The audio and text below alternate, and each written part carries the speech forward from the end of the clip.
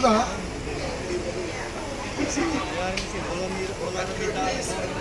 Memorial din, sir. Gwapo lasing gwapo ginawa dami. Iwalik ito niya. Wala black screen po yun. Guys, nandito po tayo sa DA Swal. Maganda po yung pagkakagawa po nito, itong taniman po ng gulayan nila, itong ampalaya. Wapo, stick. Ganda Ganda guys dito po ito sa Swal Organic Agriculture Center dito po sa mismong opisina po. Ito makikita po dito yung mga iba't ibang tanim gaya ng ito ang palaya. Ganda ng pagkakaayos ng akyatan na.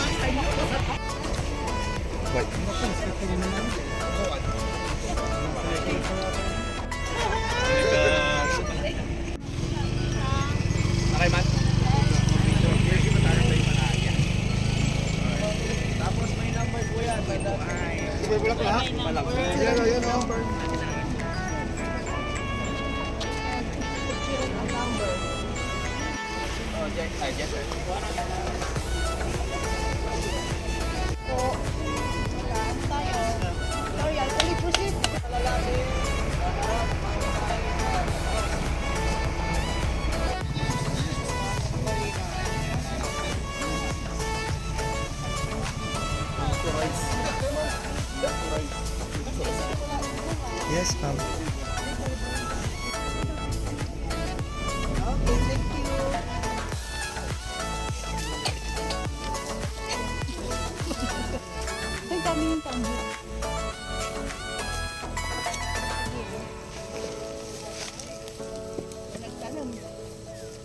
Kaya pa, ma'am? Ha? Picture na kayo, ma'am?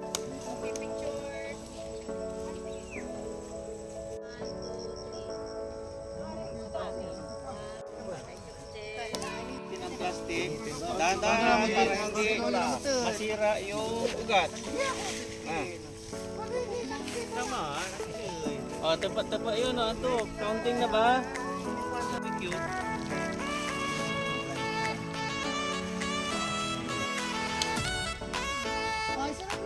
Oh, katungtong yun ya.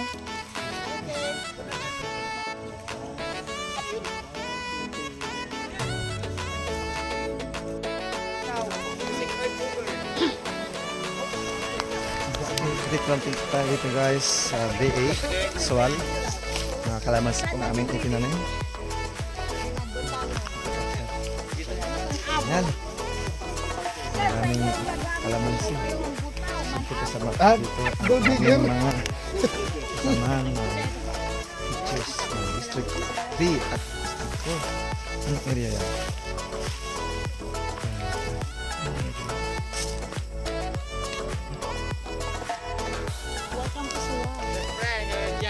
Happy planting Arbor Day. Babalik kami Mga ilang years to bago kuha natin. Balikan kaya. 3 years?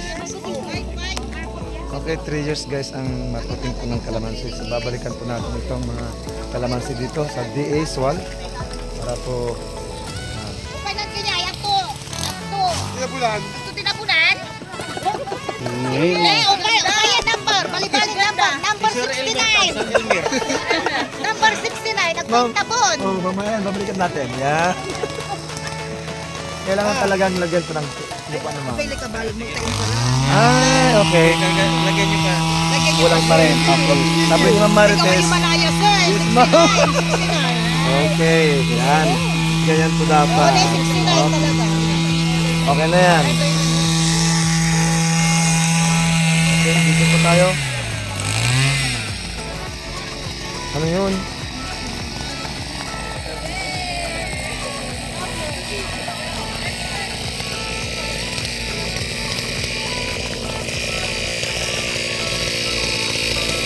Ano yan?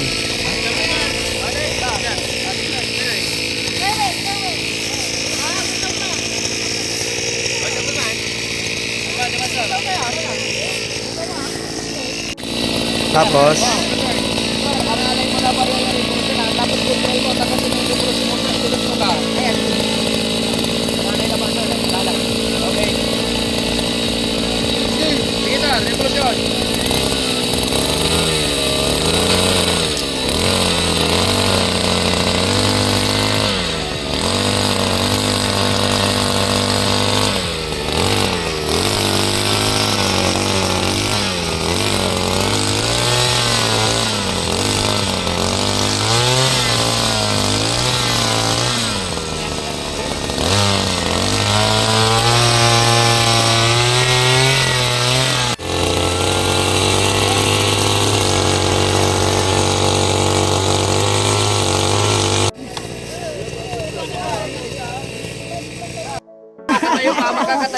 Yes.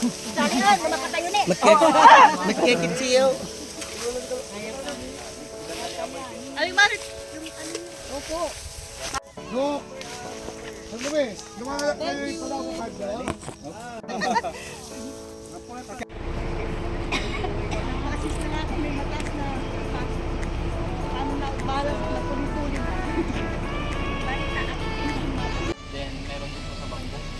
So, pag nag-start po tayong pumunta doon, first po natin makita is yung mga container vans po natin, which is yung isa is for office and for dorm. Tapos sa susunod po is yung training center na tayo pong mag-accommodate ng almost 100 po na tao. And may dorm po siya na almost 40 po ang capacity. Then sa susunod po is yung multipurpose facility po.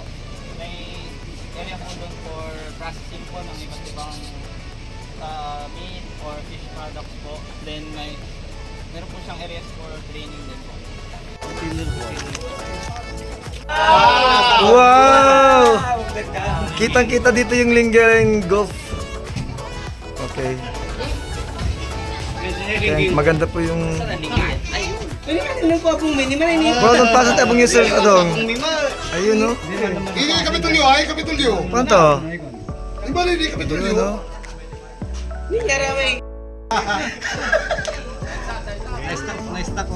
Ayun niya rin China, madam. Madam, mo niya rin China. Ano, ano? Kasi ito yung tier 2. Ganda.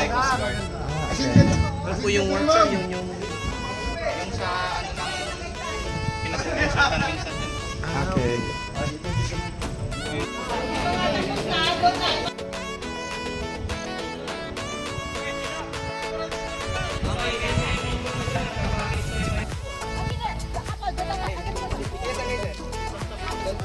Ito pong area is subject po for the funding na din po para preparation na din po for next year po.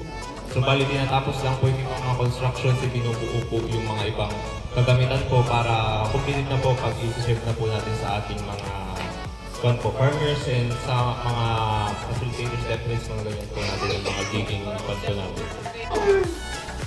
Kami ko to eh. Ang gwapo ko! Sino may sabi sa'yo?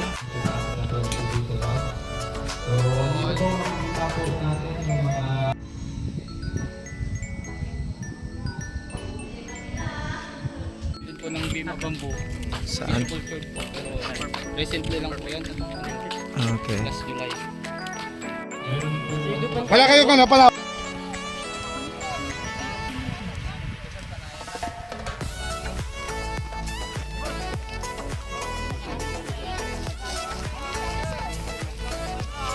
Masami yan, masami sa kumatuyo. Ano to yan, madam? May kilo. Prutas siya? Oo, Anong tingaran to? ano? Okay. Masami kan siya. Kami po yan.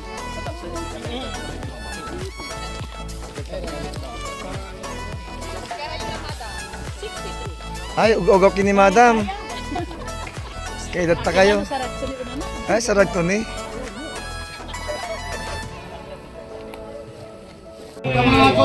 Hoy, bawal sa mangaral. Anta tayo bilang tutan, Sir Kieran.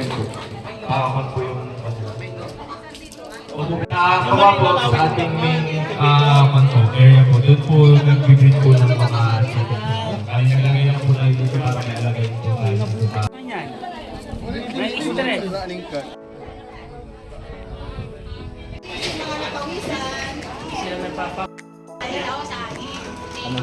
Ayaw yung parang magpahawa.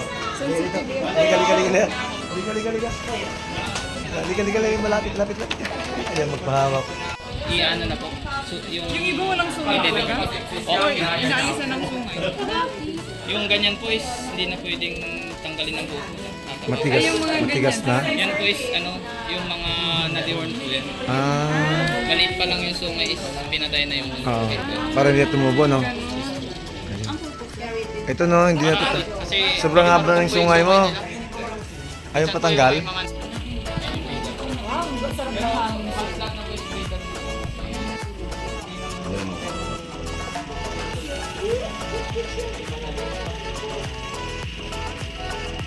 Si Ray na ganda.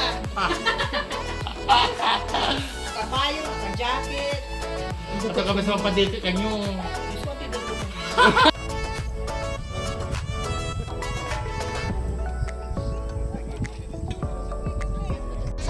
Di ba naman, madam? Kasi kwento, dapat yung sulaki. Nakabit po ang ating boss chief ng SWAT, Sir Aries. Inggit match, sir. Dito kami sa overlooking SWAT, Pangasinan. And then mamaya mag-swimming kami sa Wismanor. Ganun. Picture. Wala. Ay, langit! Langit! Okay, go, point.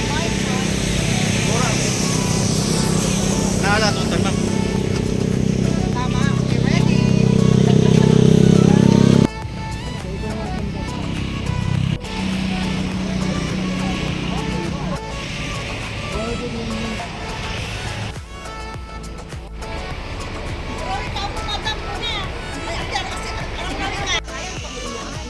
Guys, itong kinalalagyan po ng pipino po nila ay napakaganda. Okay, malinis at saka tingnan naman po. Ang dami ng bunga, ang lalaki. Ayun, oh. Wow. Sarap kumain ng pipinong kaya. Oh, ang dami, oh. Oh. Makinis yung pipino nila. Ayan. Ang ganda. Ayun, oh. Ang daming bulaklak. Ibig sabihin lahat po yan mamunga. Ayun, ang dami, oh. So yung kinalalagyan po talagang pinapanatili po nila na malinis po siya at nandito po sa greenhouse kaya tinan po ninyo yung mga bunga niya talaga naman na hindi napapasukan po ng kahit anong insekto yan. Dami.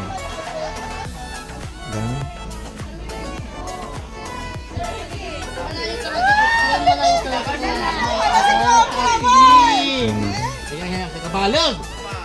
Mamili kila, sir. Abulso ko. Ano yan? Nagugusto ako yan eh. Oo.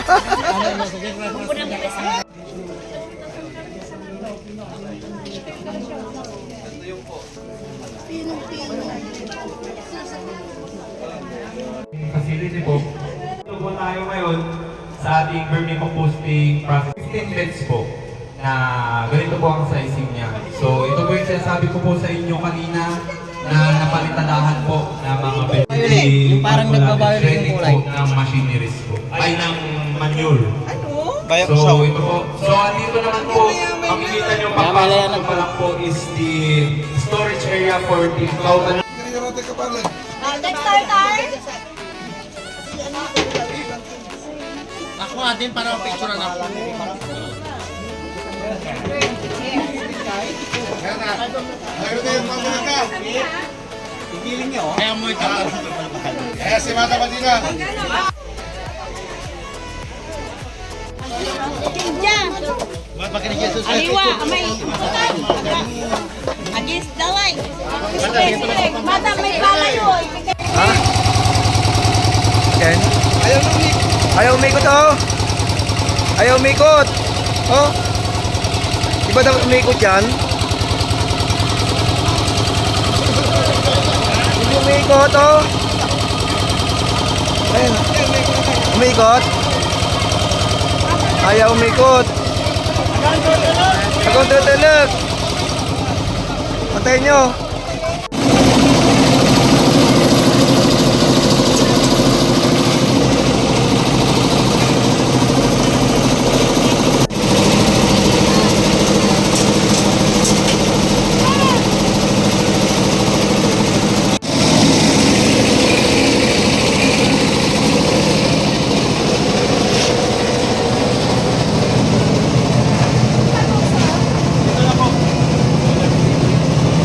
Uunahin po natin is the cow manure po. Tapos kapag napuo na raw yan, na-i-plant po siya na 60 kilos na po, saka po natin lalagay yung 40 kilos na banana trap. Tapos ulit po sa atin na po yung cow manure po ulit. Tapos kapag po natin yung 3 to 4 layers.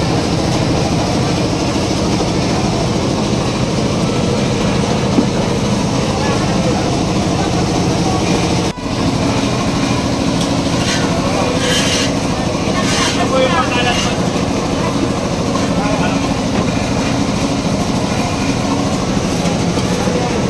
Dalawa pa. Master. Kamusta? Tapos siya kanina po siya lagyan ng uod po. Pero diligan niyo po muna. Basta Kamusta na ito? Kamusta ko. Opo. Tapos ito, cow manure, then banana trunks po. Tapos cow manure po ulit, then banana trunks. Kahit ilagay niyo na po sa pinaka-top yung mga pinagbalatan po. Tapos alagaan po natin sa titiligan, check po natin lagi yung moisture content. Tapos yung kanya na po, yung itong pan po natin, yung gero, sobrang init po kasi matutuloy po kaagad yan. Kaya dapat diligan nyo na po agad pagkaganon po. Okay. Hindi po mamatay agad. Kasi yung mga uod po, sa naglagay po po, wala na po silang makain tapos ma-affect po sila dyan. Kaya dapat opo, na-affect din po nila. Tapos, matakas na po. Alis na. Maalis na rin sila. Ito po kasi.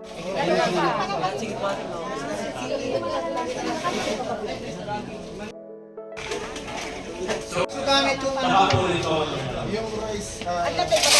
Tumas.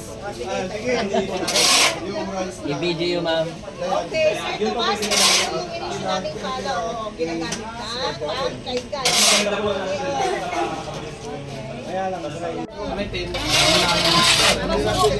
Masurusurog! Ayaw!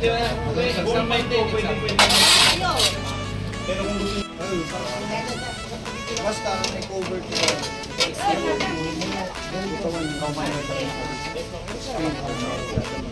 Kuya, pagkatapos yan, papatungan uli ng kwan, lupa, ay papatungan uli yan ng kwan, ano, yung lupa, ano, papatungan uli ng lupa, ng humus. Ah, Hindi, hindi kami nagkaano ng yung kwan, cow manure. Tapos, cow manure, tapos patungan uli pa ng isang beses na ganyan. Okay. kahit ilang layer, 2 to 3 layer.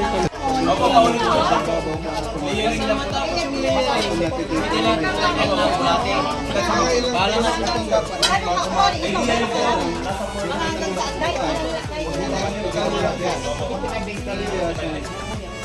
Ganito lang po.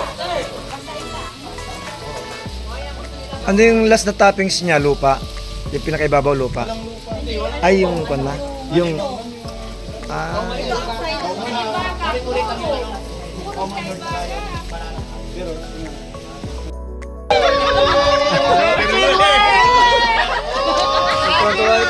karo.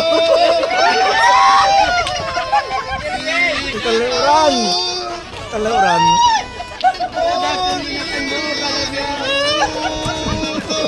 Masaya-saya ka ni.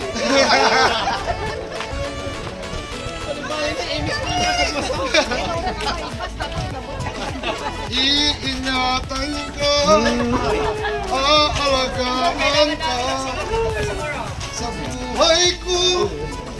Ikaw ay pag-asa. Ikaw ang pag-asa.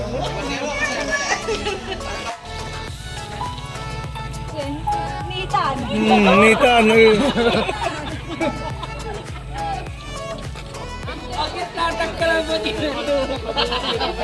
Overall piece and 45 days.